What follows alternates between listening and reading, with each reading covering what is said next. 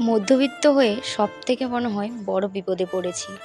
জন্মটাই মনে হয় বৃথা আমার। কেন বলছি?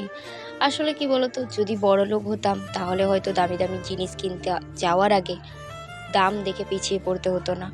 আবার একদম গরিব হলে হয়তো কিনতে যেতামও না। কিন্তু এই যে মধ্যবিত্ত, মানে আমাদের কাছে অল্প টাকা আছে কিন্তু আমাদের ইচ্ছে অনেক। ব্যাপারটা সেই রকম।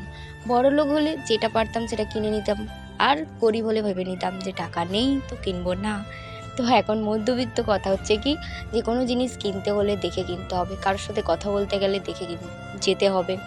তো কোথাও খেতে গেলে, মানে বন্ধুদের সাথে আড্ডা মারতে গেলে, টাকা পকেটে রাখতে গেলে, তো সব কিছু করতে গেলে মধ্যবিত্তদের একবার নয় বহুবার ভাবতে হয়। আমার সাথে তো এটা হয়েছে।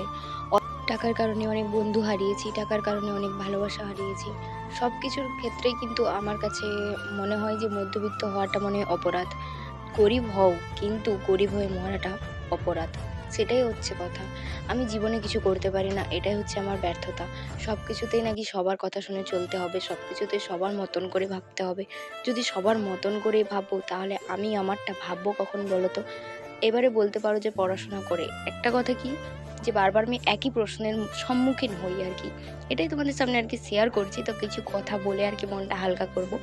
পড়াশোনা করে কি হয়? পড়াশোনা করে কি আদৌ কিছু করতে পারি?